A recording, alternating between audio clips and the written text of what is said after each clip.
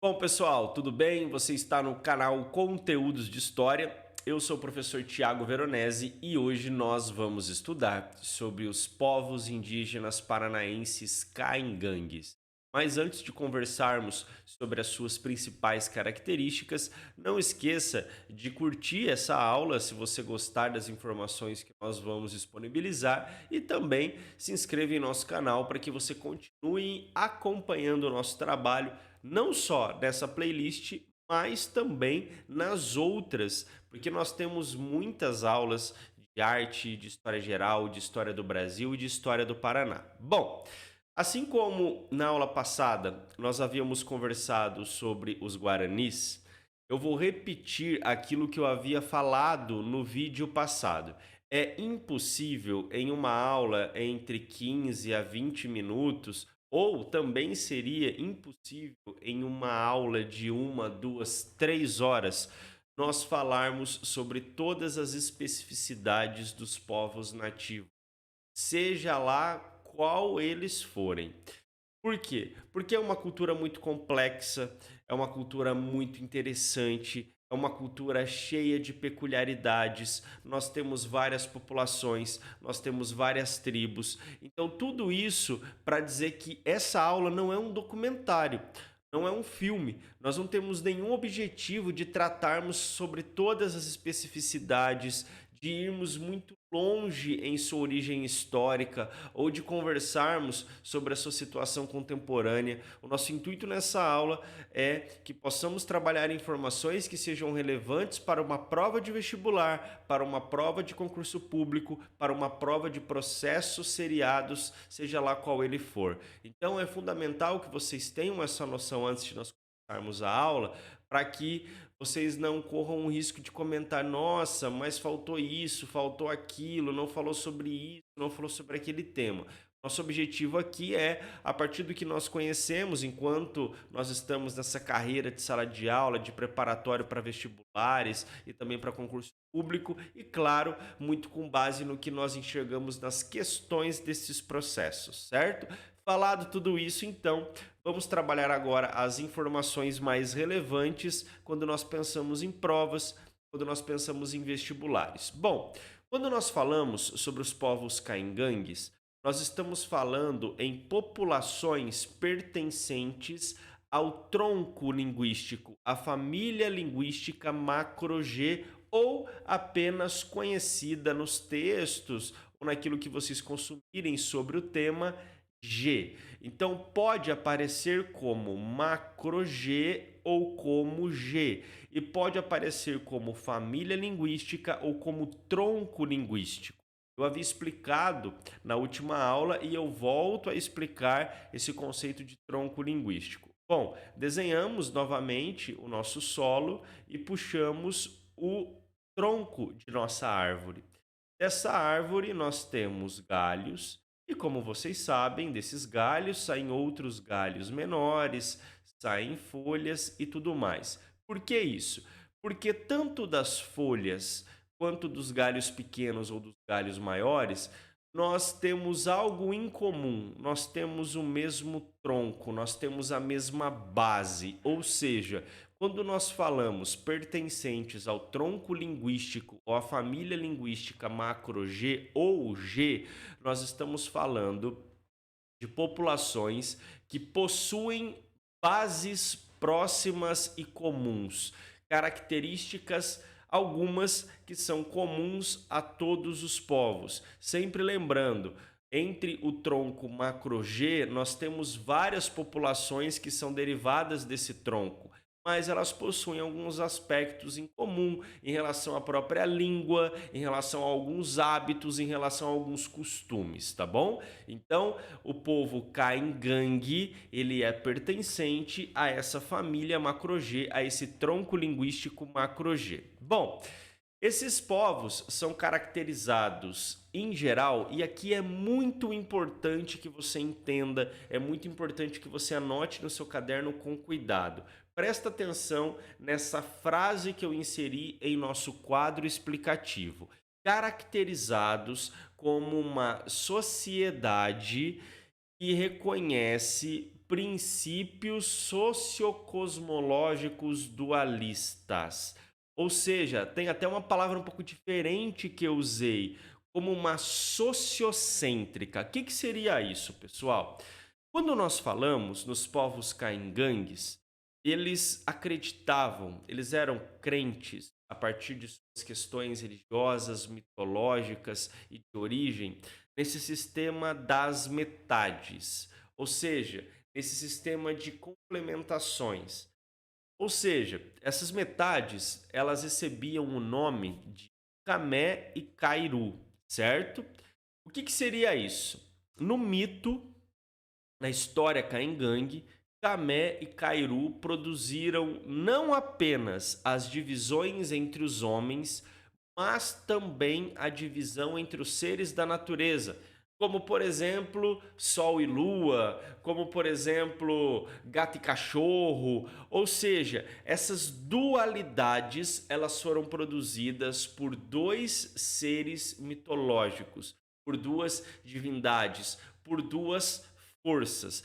Tá bom, professor, mas o que isso vai influenciar na divisão? O que vai influenciar na organização? O que vai influenciar na cultura dessas populações? Isso é importante porque normalmente, possivelmente, nas aulas que você assiste sobre os povos caingangues, muitos professores talvez não trabalham isso. Isso é importante para a gente entender como essa sociedade se organizava. Bom, o que é essa concepção sociocosmológica dualista entre Camé e Cairu, que isso influenciava na divisão, o que isso é responsável por algo na sociedade? Olha que interessante, a concepção dualista, que é essa que nós explicamos, das duas metades em coisas muitas vezes opostas, era responsável pelo princípio da exogamia entre as partes. O que isso significa? Presta atenção. Segundo a tradição dos caingangues, os casamentos deveriam ser realizados entre indivíduos de metades opostas. Isso mesmo que você entendeu. Talvez, dependendo da sociedade que você estude, você enxergue que há uma divisão e os casamentos, as uniões, as relações, elas só podem acontecer com povos daquela mesma classe, daquela mesma casta, daquela mesma estrutura. E aqui não, para se manter o equilíbrio do universo, você tinha esse casamento entre partes opostas. Olha que interessante. Porque aqui nós não temos partes rivais, nós temos partes complementares.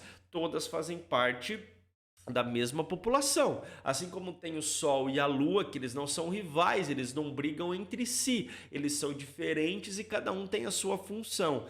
Da mesma forma, nós levamos em consideração essa união entre as populações.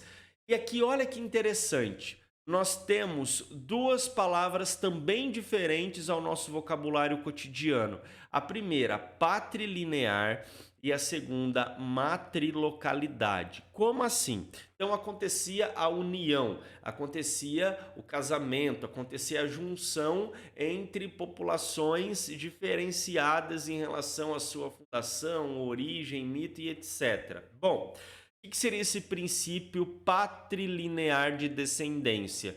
Os filhos, eles ocupavam a mesma condição do pai. Por exemplo, se o pai é da comunidade Sol e a mãe é da comunidade Lua, os filhos eles herdam a condição do pai, então serão Sol. Só que olha que interessante, no que diz respeito à localidade, era a visão da matrilocalidade. Como assim? Após o casamento, um genro, o homem, ele passa a morar na casa do sogro. Olha que interessante. Pessoal, esta parte ela é fundamental. Se você não entendeu o que eu acabei de falar, para o vídeo, observa a tela, volta no que eu falei. É fundamental que você enxergue essa informação como algo diferencial para você, porque você não vai encontrar isso em todas as aulas e muitos dos seus candidatos com certeza não têm acesso a essas informações. Bom, visto essa concepção da sociedade, como se organizavam essas populações? Bom, os grupos familiares, eles fazem parte de unidades sociais maiores, que nós chamamos de grupos domésticos, certo? Então presta atenção. Nós temos os grupos familiares, pais e filhos, por exemplo, e eles fazem parte de estruturas maiores, os grupos domésticos. Bom, esses grupos, eles eram formados de 20 a 50 indivíduos, certo? E esses grupos domésticos, eles não ocupavam uma mesma habitação, mas um mesmo território. Então isso é importante. Então, quando nós temos o grupo maior, então o conceito de grupo doméstico era a união de vários grupos familiares, entenderam? Então, o conceito de grupo doméstico era a união de vários grupos familiares. Inclusive, se você quiser fazer um desenho para ficar mais claro, faça. Faz um círculo grande, escreve lá grupo doméstico e coloca dentro desse círculo grande vários G e F, que significa os grupos familiares. Grupos esses que eram formados por cerca aí de 20 a 50 indivíduos, tá bom?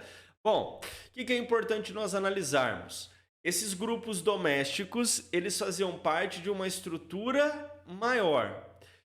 Que era essa estrutura? Era a junção, era a união, era a articulação de grupos domésticos que nós chamamos de grupos locais. Ou seja, é uma ordem hierárquica. O grupo grande são os grupos locais, o grupo quase tão grande eram os grupos domésticos e as unidades menores eram os grupos familiares.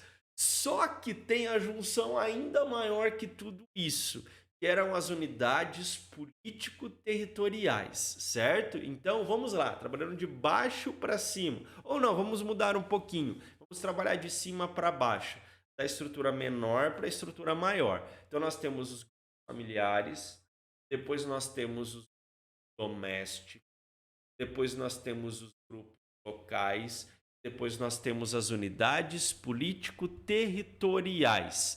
Em relação à sua questão econômica, basicamente nós temos populações que viviam baseados na caça, na pesca, na coleta e na agricultura, inclusive com cerâmicas muito rudimentares. A própria agricultura, quando nós comparamos historicamente entre os Guarani e os Caingangue, a dos Caingangue era muito mais rudimentar quando comparada aos Guarani. Bom, espero que essas informações que nós trabalhamos sejam úteis. Espero que vocês tenham entendido, espero que tenha ficado claro essa nossa aula sobre os povos Caingangue do estado do Paraná. Se você gostou, curte o nosso vídeo, continue nos acompanhando, porque nós temos ainda bastante conteúdo para explorar acerca dessa playlist de povos indígenas paranaenses. Te aguardo na próxima aula, bons estudos e até mais.